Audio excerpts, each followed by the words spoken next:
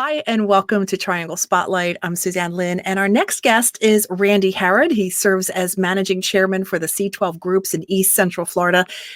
Each C12 Group is a peer advisory board. It consists of 10 to 15 Christian business owners and CEOs who convene once a month for 7 hours. That's a great commitment to engage in an informative and an energetic day of learning, fellowship, and growth. The C12 unique platform for business development combines structured curriculum like minded peer counsel and accountability and one-on-one coaching to shape great businesses for a greater purpose. Randy, welcome. I'm so glad that you're here today. We have so much to talk about. Thank you. Yeah, absolutely. Thank you for the opportunity. I appreciate that very much. First found you because you've got an event coming up. Let's just start out of the chute with that. Okay. Yeah. January the 22nd, we've got an executive briefing and breakfast at Bella Colina. It'll be from 11:30 to 1 o'clock. And any Christian business owner that's interested to find out more about C12 will have that introductory lunch and briefing for those who are having interest in that. And so we have a regular group meeting that day, and so you'll get a chance to meet all the members that day there at Bella Colina for that group. So if you're interested in that, please look us up. I got the link for that and also my phone number too and my contact information. Randy, why would a Christian business leader want to come to that event? Because if a Christian business owner understands that God's got a plan for their life and includes the business, which he does have a plan for the life and includes the business, and they just struggle with what to do and how to live out their faith in the marketplace. They're very lonely people. They search and struggle with where to go to find good counsel. And so this is a peer advisory group. These are all Christian business owners just like them who want to live out their purpose, but they just don't know how to do that. So if they're interested in living that out and how to develop their business as a ministry, which is a new concept, they may not have ever heard that or know what that means. There's a lot of businesses who actually do business and ministry, but this is business as ministry, which is an integration of ministry in the business. And what you said right there, that blew me away. This is business in ministry. Can you talk more about that? Yeah. So if God's, there's no, he doesn't differentiate between secular and sacred. Everything's sacred to him. It's just he gives us free will to use it as for his purpose. That's what he designed creation to do, including us. And he designed us. We're his workmanship, created in Christ Jesus for good works. For good works. We're not saved by good works, but we're for good works. We're saved for good works. And so but how do you do that? And how do you develop your business as a ministry to be the church in the marketplace? And God is moving in the marketplace. And if you look at the book of Acts and Jesus and his 12 disciples, a lot of what he did, he went in the marketplace and he called business guys out. And so I believe we're here to live that purpose. He's got a purpose, and we're really stewards of that business. We're not really owners of that business. We're one day going to be held accountable for that stewardship of the business. And but what are we to do? We hear a message on Sunday. We're inspired. We get to Monday, and then we lose our religion sometimes just on the way to work Monday. I know. Life happens. It does. Life happens. And then you try to get back up on the horse again Sunday morning. That's right. Encouragement and accountability. Yes. I mean, my goodness, everybody needs that. And we all have blind spots that we can't see in our life. Not only are these guys lonely at the top, and they just don't know where they struggle, probably where to go. I know I did. I'm a business owner. I've been in business all my career. And it's you struggle with trusted people, Mm-hmm. to go to for wise counsel. You Mm-hmm. can get counsel, but is it wise counsel? And is it wisdom from above? Is it from other like-minded? So what we do is we provide a platform for them to create a confidential peer advisory safe place for them to go to discuss real issues that we deal with every day in business. Mm-hmm. And all these guys are going through the same thing. You know, it's just different types of businesses and different size businesses, but they're all businesses and they just struggle with counsel. And so this is a confidential, Proverbs says that we should seek wise counsel. Mm-hmm. So where do we go for that? And that's I know I've struggled before C12. I've struggled with that myself in business. I So in the imagine. count of, go ahead. Oh, I was just going to say, I mean, you're a success story. You saw what life is like before C12, and you must believe in it so much that you're, an ongoing leader with it. Mm. It's just a blessing to see what God's doing through these members and how that lives have changed. And the proof of that is in their culture. Their culture changes. So the end result is a culture that's God honoring, and they love their people, they care for their people, they respect them. In diversity, even though not everybody believes like we do, but Mm-hmm. that's okay because we treat them with respect and honor and just care for them and just grow them not only in their leadership but also in their biblical principles that are contained in God's word and how to live that out so that we can convey that to be the church. Let them see the difference in that business culture that's different. You go to a Chick-fil-A versus some other competitor or some fast food, and you just see the You difference. feel it. You feel the Yeah, you difference. do. You do. I've recently talked to someone about soft skills versus hard skills. Someone was saying that hard skills are kind of like what your resume is, and it's your IQ. Soft skills is about having relational wisdom. And this is what it really reminds me of is having godly relational wisdom. It's what Hmm. C12 provides you. Hmm. So in a process of, say, you take an employee evaluation, um, we encourage our members to do. There's not only hard metrics they measure with or competency. We use what is called the 5 C's, even on interviewing and hiring. Uh, the 5 C's that are character, uh, competency. Do they have the skill set to do it? Or they have the character? Um, Calling. I know Mm. that's probably something that most businesses haven't really looked at as far as calling, but in a church setting, we understand what in a faith that we understand what it means. But for someone who is not a person of faith, it's just what they feel. Right. They feel that this is the place for them. Inside in their spirit, they feel this is really. They make a connection here. So, and then contribution, how will they contribute to the overall mission and vision of the company? Hmm. And then uh, their chemistry. How well would they blend in with the team there? It's And so important. Yeah. yeah, absolutely. And we go through their core values. First thing we do with um, a member is actually go to their vision, mission, and core values, and we encourage them to a God honoring mission statement of purpose of why we're here, Mm-hmm. and then where's the company going, what is the vision, and how we're going to get there. And these core values we can able to share with anybody in the interview.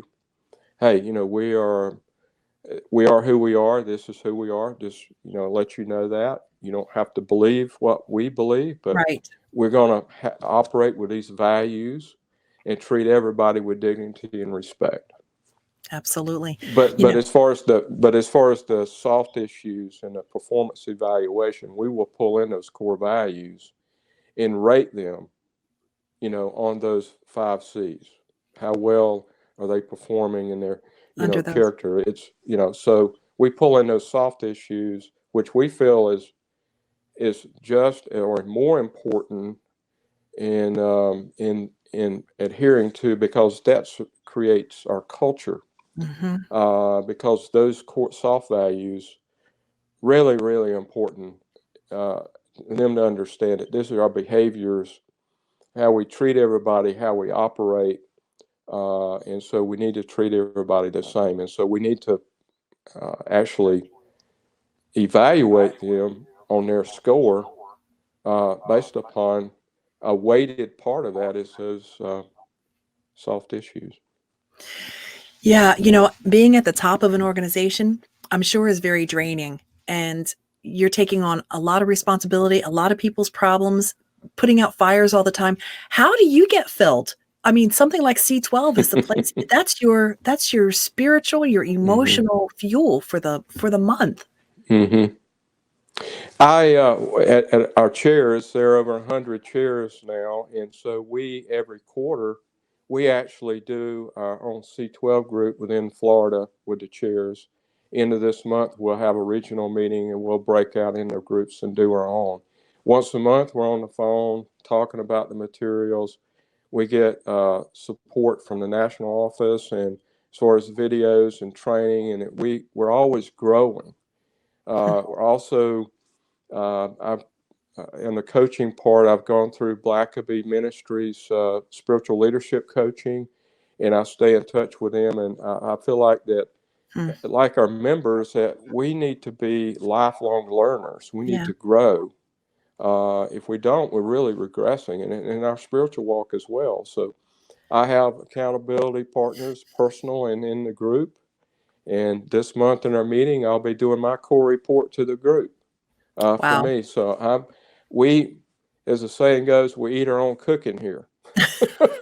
Right. You walk the walk. Yeah. we try our best to do that, and Yeah. so if we're going to hold the members accountable, then they need to Hmm. hold me accountable. You've got to be the model. What's Hmm. interesting is that when there's an imbalance or an unhealthy atmosphere at work, it just doesn't stop at 5 o'clock. Workers, employees are taking it home to their family, and it has a Hmm. direct effect on them. I mean, you have a responsibility not to just be a great leader because of what happens with your business and your work, but you kind of have a responsibility with what's happening with your employees when they go home and their state of mind too, right? Hmm. Hmm. Absolutely. So every month at our meeting, we have the first part of our materials, our curriculum. We have a balance wheel. And so we ask each member to fill that out of where they rank themselves, and that includes their family and their Mhm. marriage, Mm. fun and recreation. Are they getting rest and retreat? How about their walk with God? How is that? We do encourage all our members to develop a quiet time and time with the Lord every day. Mhm. As I explained to them, I said, "Look, if you don't spend time with the Lord every day, how are you going to know what to do?" Hmm. It's like your employee coming to work and never asking you what to do. Right. It doesn't work very well. Yeah. No. So we asked them to fill out a balance wheel so that we can get a perspective, and they go around the room and we ask, what's your highs and lows? What's some areas, not only in business, we got, the business part in the balance wheel as well, but the personal side, that's their marriage and their family is their first ministry. Yeah. And if that gets out of, you know, how is your marriage? Well, you need a to do. We have an accountability piece of that too, where we do our to dos, where we write down our goals. Hmm. Maybe you need to put down a to do for your marriage, to work on your marriage. How's that? What is this next steps you need to do for that? Absolutely. Well, I want to encourage people to go to the event, but before we give the information where and when again, Hmm. what questions should someone who's hearing this right now be asking themselves? Should I consider going to this event for C12? Well, first of all, Where do they go for wise counsel? Do they have a source of wise counsel? What are they doing about their leadership development, not only for themselves, because they're the chief, not only chief steward, but if they're not taking care of themselves or growing and developing themselves not only spiritually but also as a leader, where do they go for their leadership development? Hmm. And who's holding them accountable? Who is actually speaking truth and love to them, Mm-hmm. and asking the tough questions, and really knows them well? And these are perpetual groups. So once we cap at 12, these groups continue on. They develop relationships with each other and they know each other. So when they come to the group, they know, hey, you said you need to do this. So how's that tracking? Or following up, right? Following up. Yeah. And so they develop these relationships, and it's really important. So leadership development, wise counsel, do they ever take any time away to think strategically about their business? Hmm. They working in the business, and everyone that I've talked to, you ask them that question, that how much time do you spend working on your business? They maybe once a year. Wow. But they just don't ever take the time away to say, pause. I'm working. I'm so busy working in it. I never look up. Right. I sent an email to a guy last night. He was asking about the event, and it was 12:04 a.m. And when he said, he was kind of making comment that, hey, I'm so busy that I can't get to the event. And I'm going like, brother, that's exactly the reason Right. why you need C12. Exactly. You can't afford to not go. Right. And spend that time. Mm-hmm. Really, we all have the same 24 hours. It's like a family budget. You just have to budget your time with what your priorities are. So, but Exactly. C12, Christian or Christ, is what the C stands for. Christian, and then 12 meaning the 12. max amount of people that can be in each individual group. Right. And Jesus' model of discipling 12, we felt it worked very well. So we kept the group size at 12. It's I like love it. herding cats. You can't get more than 12 in there, Right. They're all over the place, Randy, we're going to end with contact information and more about the event, but Yep. I understand that you've got a giveaway. You've got a book, and I'm just going to encourage friends that are listening, go ahead and email me, and we'll randomly draw I don't know how many books you've got, Randy, we can give away. Listen, if they want a book, I'll be happy to. I'm going to have to order some more anyway, because I've given a lot of them away. But certainly, if they respond, I'll certainly be happy to forward them a book. Sure. Okay, that's great. Let's go ahead and get that email and go ahead and share that. The book is called A Light Shines Bright in Babylon. It's a book by C12 founder Buck Jacob, and it's a handbook for Christian business owners. So if you are a Christian business owner and you would like to just find out a little bit more about C12, Randy, go ahead and give your email address. It's Randy.Harrod, HARROD, at C12, the number 1 C12 group.com. C12group.com. Mm-hmm. Okay. Yep. And then is there a way that, do you have a website that people could go to find out more about C12? Sure. It's C12group.com. And it's our national website. And you can find all the groups and where they're located, and bio on me and information on myself and others in the area. So Awesome. we'd love for you to just check us out.